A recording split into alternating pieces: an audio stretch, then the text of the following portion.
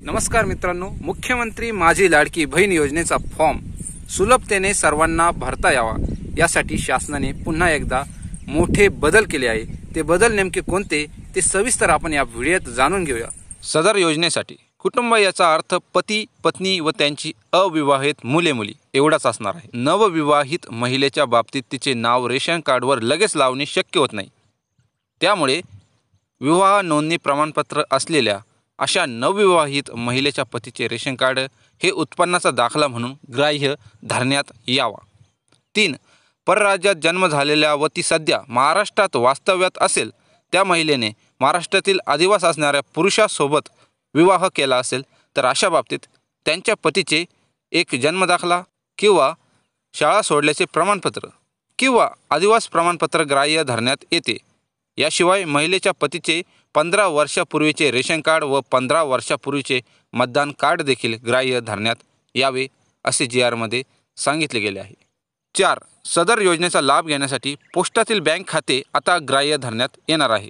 5. योजनेच्या ऑफलाईन अर्जावरील लाभार्थी महिलेच्या फोटोचा फोटो काढून तो ऑनलाईन अर्ज दाखल करण्यासाठी आता ग्राह्य धरण्यात येणार आहे। 6. सदर योजनेअंतर्गत नागरी व ग्रामीण भागातील बालवाडी सेविका, अंगणवाडी सेविका, MULM यांचे समूह संघटक, CRP, मदत कक्ष प्रमुख, सिटी मिशन मॅनेजर, आशा सेविका, सेतू सुविधा केंद्र व आपले सरकार सेवा केंद्र यांना पात्र महिलांचे अर्ज भरून घेण्यासाठी प्राधिकृत करण्यात येत आहे। 7. केंद्र शासनाने विविध शासकीय योजनांचे लाभ PFMS DBT प्रणालीद्वारे देण्याची प्रक्रिया कार्यान्वित केली आहे। केंद्र राज्य शासनाच्या विविध योजनांमधील उदाहरणार्थ PM किसान, पोषण, मनरेगा, PM स्वनिधी योजना, JSY, PMMVY व अन्य तत्सम योजना जे लाभार्थी मुख्यमंत्री माझी लाडकी बहीण या योजनेच्या अटी शर्तीनुसार पात्र ठरतील त्यांचा डाटा माहिती व तंत्रज्ञान विभागाकडून प्राप्त झाल्यानंतर त्यांचे KYC व आधार ऑथेंटिकेशन यापूर्वी झालेले असल्याने सदर लाभार्थ्यांना केवळ ऑफलाईन अर्ज भरून घेऊन मुख्यमंत्री माझी लाडकी बहीण या योजनेचा थेट लाभ देण्यात यावा। मात्र हे करीत असताना पात्र लाभार्थी महिलांकडून सदर योजनेचा अर्ज भरून घेण्यात यावा।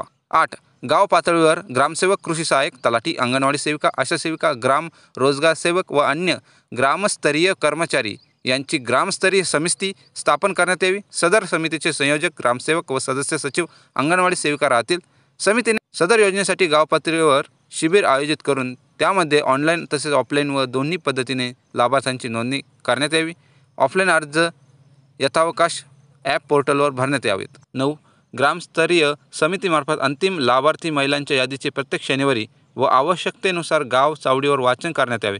तसेच सदर यादी ग्रामपंचायत व अंगणवाडी केंद्र येथे प्रसिद्ध करण्यात यावी। सदर प्रसिद्ध करण्यात आलेल्या यादीवर हरकती प्राप्त झाल्यास त्यांचे निराकरण करण्यात यावे, डुप्लिकेशन टाळण्यात यावी।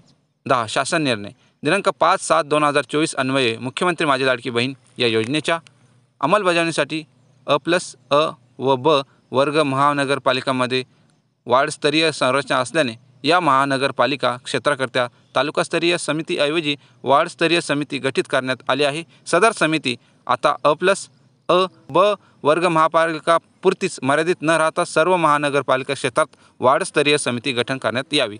11. तालुका वार्डस्तरीय समितीमार्फत पात्र लाभार्थ्यांची निवड करून लाभार्थ्यांची अंतिम यादी प्रसिद्ध करण्यात यावी।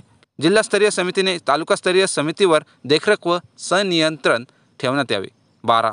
नागरी व ग्रामीण भागातील बालवाडी सेविका, अंगणवाडी सेविका, MULM यांचे समूह संघटक, CRP, मदत कक्ष व प्रमुख, CMM, सिटी मिशन मॅनेजर, आशा सेविका, सेतू सुविधा केंद्र, अंगणवाडी पर्यवेक्षिका, ग्रामसेवक व आपले सरकार सेवा केंद्र यांना लाभार्थ्यांची अंतिम यादी प्रसिद्ध झाल्यावर एकूण पात्र लाभार्थ्यांचे अर्ज सादर केल्याप्रमाणे आणि सदर ऑनलाईन ॲप पोर्टलवर प्रति यशस्वी पात्र लाभार्थीची नोंद झाल्यावर ₹50 याप्रमाणे प्रोत्साहन भत्ता देण्यात येणार आहे। 13. सदर शासन निर्णय दिनांक 11/7/2024 रोजीच्या मान्य मंत्रिमंडळाच्या बैठकीत घेतलेल्या नियमानुसार निर्गमित करण्यात येत आहे। आता मित्रांनो, तुम्हाला हा व्हिडिओ आवडला असेल तर व्हिडिओ लाईक करा, चॅनलला सबस्क्राईब करा आणि आपल्या माता भगिनींमध्ये शेअर करा।